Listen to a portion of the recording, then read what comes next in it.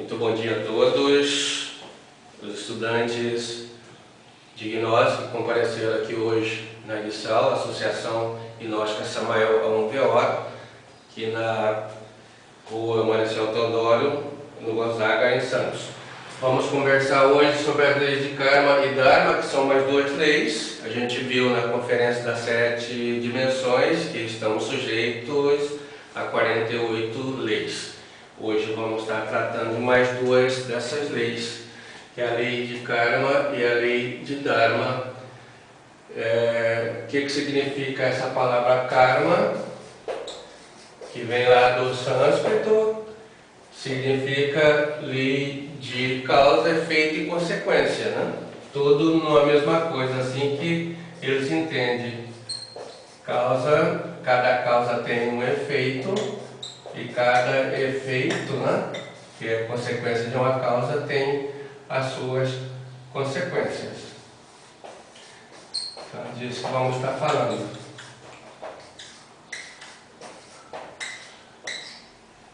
Muito bem.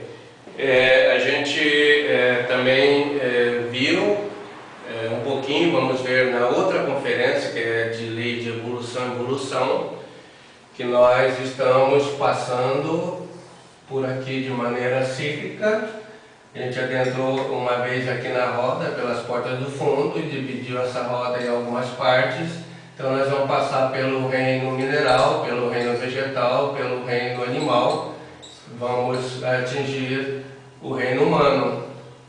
Então, nessa ida, que é a nossa evolução, a gente pode colocar aqui numa reta de opostos, ou na realidade complementares, positivo e negativo, as duas polaridades, onde nós vamos ter então aqui a parte positiva, que seria a evolução, só ficaria perfeita se tivesse uma contraparte, que é a involução.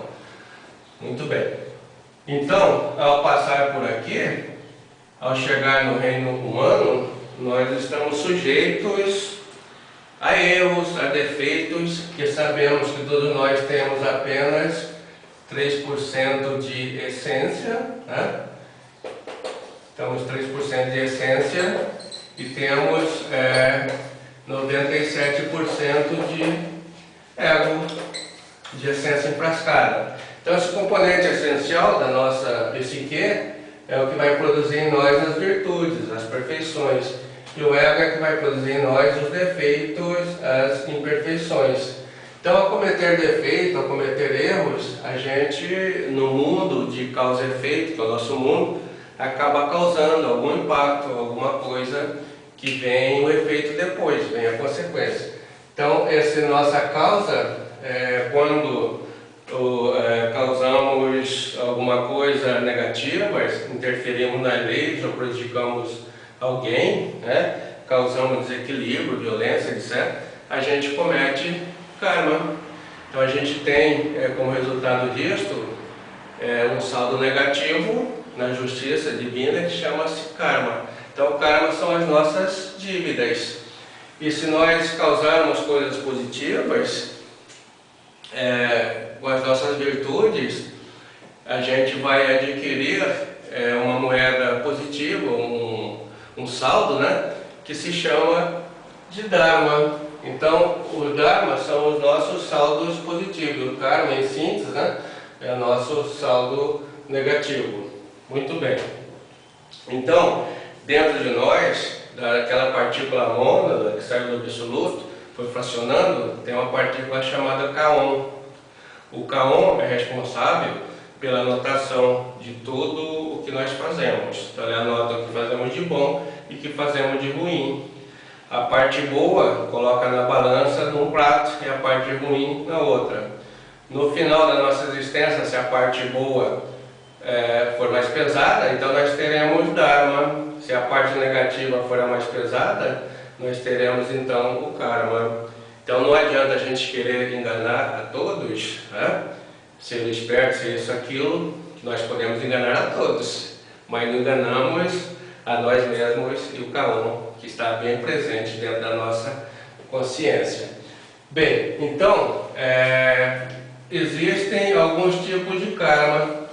nós vamos enumerar aqui agora tipos de karma. Um tipo de karma que nós temos é o karma individual. Então vamos colocar aqui individual. Depois nós temos um karma chamado karma binário. Depois nós temos já o karma coletivo. Nós temos um karma chamado karma saia. Temos um karma chamado karma duro.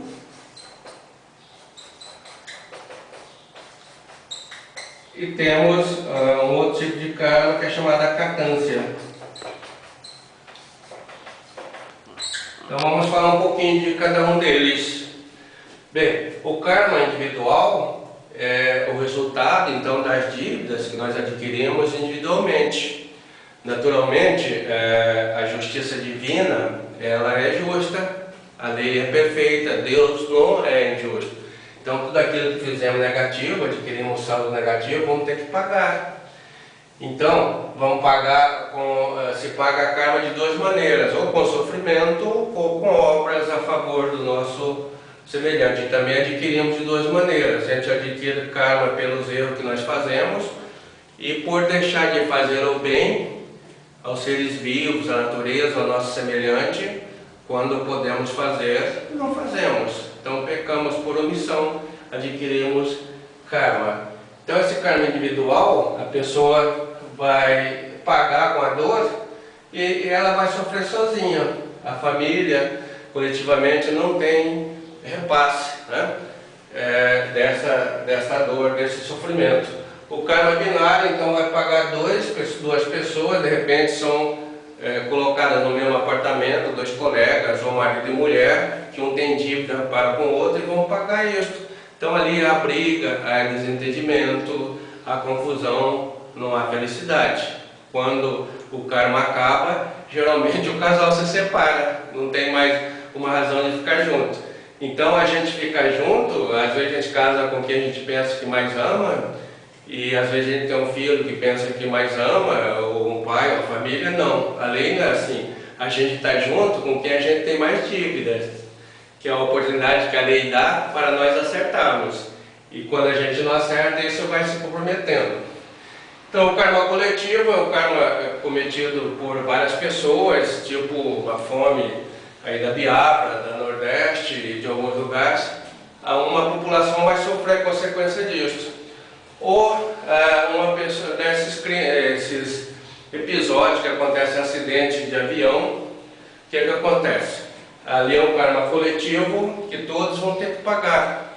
Então uma pessoa que tem clara evidência viu um avião caindo e ali antes dele começar a cair, as pessoas se vestiram, as suas vestimentas e começaram a guerrear, ou seja, de piratas, todos piratearam no passado e agora a lei arruma um jeito de colocar todos no mesmo avião para todos pagarem o mesmo karma. E às vezes tem uma pessoa que não tem nada a ver, por um minuto ela perde o avião, alguma coisa acontece. Ou a menina que sobrevive lá no oceano depois de passar uma noite meia perdida, né? Isso é o karma coletivo.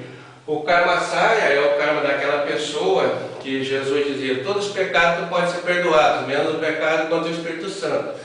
Então cometeu o pecado do Espírito Santo, né? Do adultério ou do derramamento seminal, a pessoa vai ficar sozinha, ela não vai ter um companheiro, por mais que ela queira. E o karma duro é o karma de uma pessoa que cometeu também esse pecado contra o Espírito Santo, ela vai sofrer na própria carne as consequências. A pessoa vem cega, ou vem paralítica, ou vem muda, ou vem sem audição, alguma coisa, né? E por último a catância, que é o karma dos deuses. Os deuses também erram, que são os anjos. Então quando eles erram, eles vão pagar karma durante uma batalha todinha, através de muito sofrimento, para poder anular. Então a karma está sujeito, né, à justiça divina. A justiça divina é que mede tudo e a justiça é justa. Então é um remédio necessário que a pessoa tem que receber esse castigo para ainda se consertar enquanto está em caminho. Obrigado a todos.